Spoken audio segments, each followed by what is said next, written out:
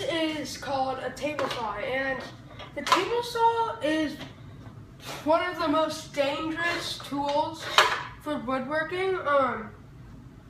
On the bottom, right here, there's a little dial, and whatever way you turn it, it'll either go up or down the blade.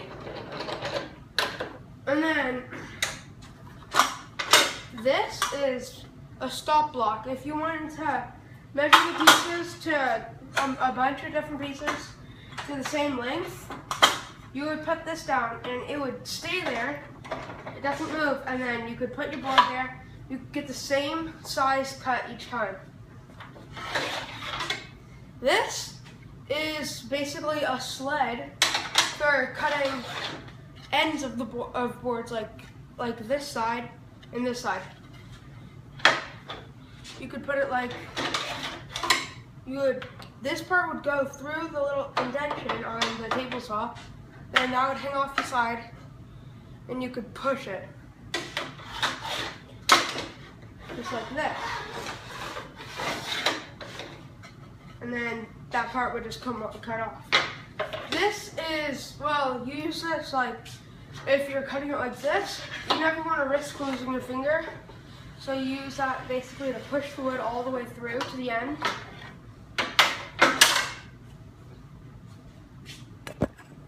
Now this is a cobalt workbench. It is amazing. Down here there are 3 drawers.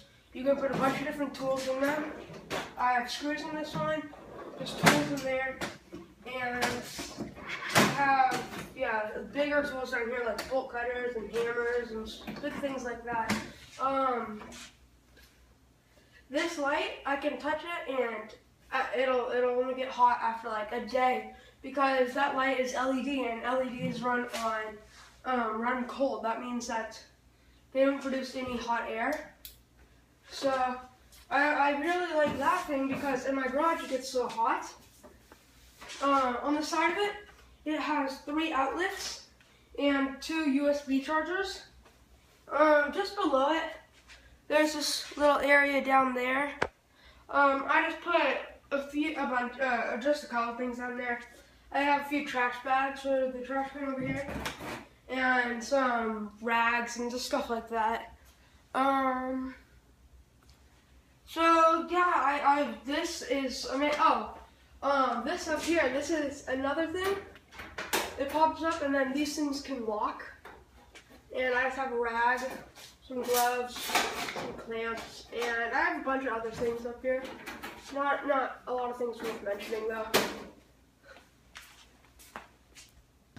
Now the miter saw is one of the most basic tools. Basically, it has this big shield on it, so it's pretty hard to cut your finger unless you actually like put your hand under there.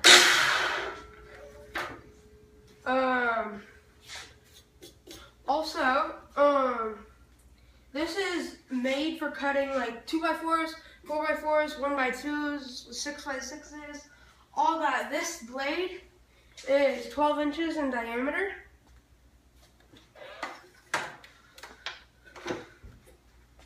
And I just made this little stand to put it on, and under it I got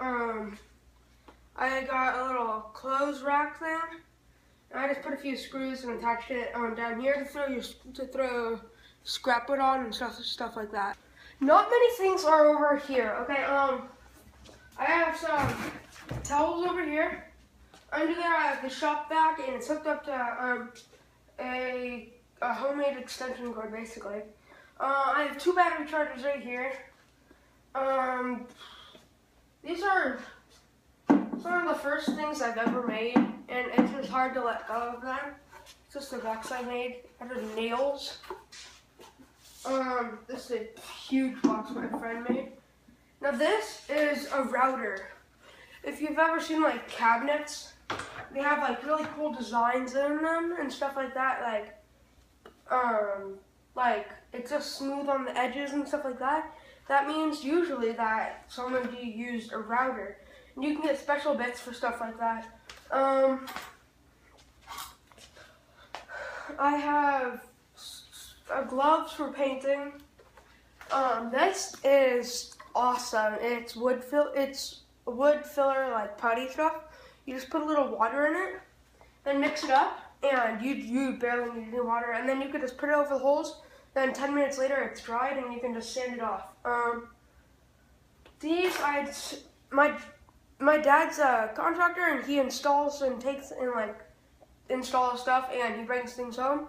So a lot of this stuff and like this, I take off of things like cabinet handles and hinges.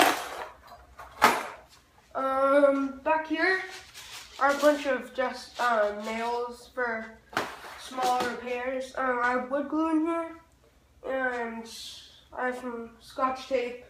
Over here, in these, I have 2 notebooks. This one is for writing down orders in, and this one is for writing down like designs and like blueprints, basically. Yeah, that's off right there. In here, this was my first workbench I ever had before I had that big thing. In here, this is a jigsaw right here. A jigsaw is normally used for, here, let me put it up here. A jigsaw is used for cutting like shapes and designs into wood and stuff like that. There's a bunch of different blades. They have ones with a lot of teeth. They have ones with not as many teeth. Then they have ones that are kind of like this, that are for like tearing through wood. These are mainly for like making shapes, and you can see that this is bent. And usually there's not many ways to fix that except for like hitting with a hammer on something like a piece of metal to flatten it out. So yeah, you can use a jigsaw for a lot of things. Okay, now this tool is a what is it called? It is an orbital sander, and the bottom of it, it's a disc basically of sandpaper, and it goes around and around in circles when you press this button on the front to turn it on and to turn it off. And the bottom of it, it has this Velcro material that can hook on to the little kind of styrofoamy piece, and that's how it holds on to the sandpaper. This is very useful for sanding down large pieces of wood. There's the Craftsman drill. It's a great drill. The battery is lithium ion. A lithium ion battery, it runs, when it's running, no matter what, it feels like it's on a full charge. But the only downside is when the battery dies, it doesn't slow down at all. It just plain stops. But it charges pretty fast. It charges in about 25 minutes, which is fairly fast. Now, all of these screws down here require a different drill bit. And there's something called stripping a screw, and this is what happens when you strip a screw. It kind of looks squared, but it's supposed to look like that. You can see how the one that is stripped, when it goes on there, you can see, yeah, it just rolls around, but this one, it stays really tight.